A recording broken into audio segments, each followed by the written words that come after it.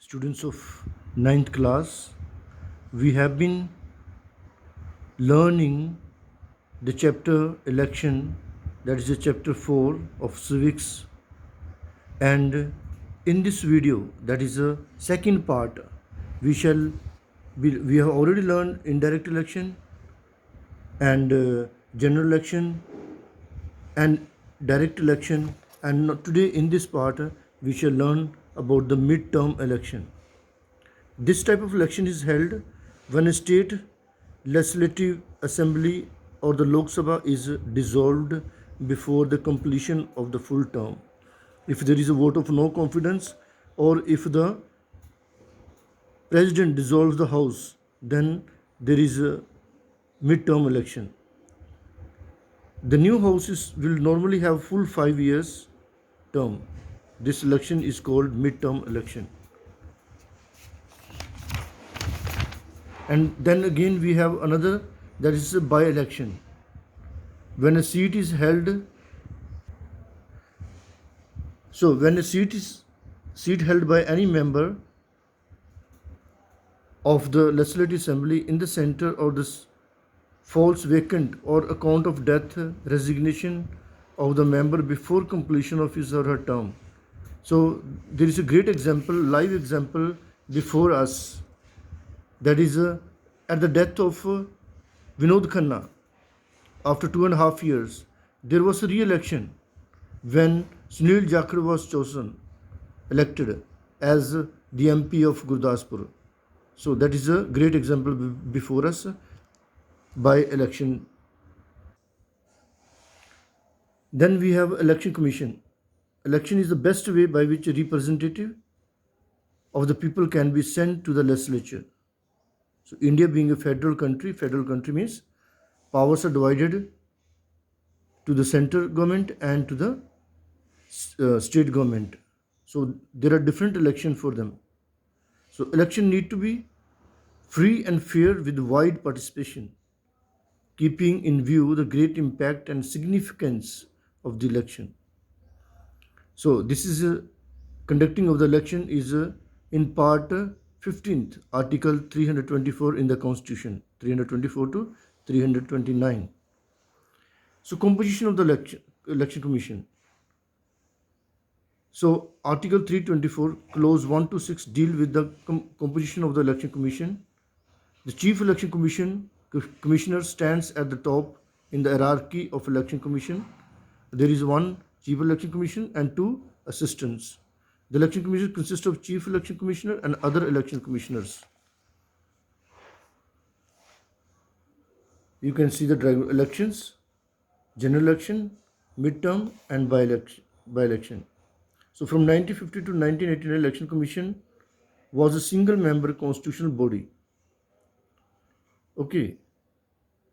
Two more commissioners were appointed and the Chief Election Commissioner was designated as the chairman of the commission. So three election commissioners are there, one chief and the other two assistant. The Chief Election Commissioner and the other commissioners are appointed by the President on the advice of Prime Minister and the Council of Ministers. The Regional Election Commissioner are also appointed by the President in consultation with the Election Commission. Term of office and condition service. The Parliament of India passed an act that laid down Article 324, Clause 5. Under this act, the terms of office and the condition of the service of the Chief Election Commissioner and other commissioner are determined. They are appointed for a term of 6 years. During this tenure, if they attain the age of 65, they shall vacate office.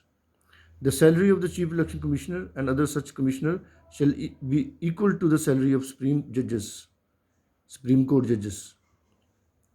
Any difference of opinion between the Chief Election Commissioner and the other commissioner shall be decided in favor of the majority opinion. Now, the powers of the Election Commissioner. Preparation of electoral rolls and photo identity cards. So, in your house, your parents must be having photo identity card, that is a voter card. So, and there is electoral roll. That means your parents name should be in the electoral roll, general electoral roll, okay, of the constituency, territorial constituency of the Lok Sabha and state assembly. An electoral roll is a voters list containing the name, father's name, age, and sex of the voter. The commission identifies eligible voters in each constituency and prepares the list of all eligible voters. Then there is another work, registration and recognition of political party. If any political party wants to be a national party or regional party, it has to get. If any of the political party want to get recognized or wants to become a regional party, it has to be get recognition from the election commission.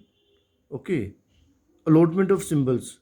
You can see with the party there is a hand symbol, there is a balance symbol, uh, lotus flower, elephant, broom of Aam Aadmi Party. So these are the symbols in election. If any candidate wants to stand for the election, contest the election, or the symbols of the party. So who gives the symbol? Who provides? It is the election commission which gives symbols, allows symbols to the parties and the independent candidates. Okay. Then fixing dates and conducting election. Fixing dates and conducting election. So with the help of union government, the election commission conducts the dates of the election. Okay, the commission states the reasons for holding or not holding the election during a particular period. Okay, ensuring free and fair election. It is the duty of the election commission in every place, in all the four corners of India, that there should be fair and free election without any fear. So this is the duty of the election commission. Election commission may send central observers to the constituency where there is a danger of violence or booth capturing. This is done to ensure that citizens can vote freely without fear. The commission countermands polling where it has reasonable doubt that some malpractice have occurred. There can be re-election there.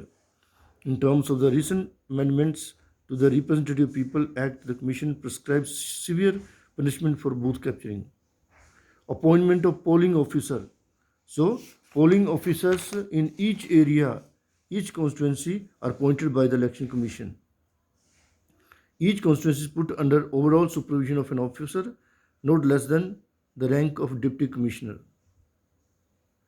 Then, security of nomination papers. The Commission announces the date of election and the date of filling nomination papers, the last date of withdrawal for nominations.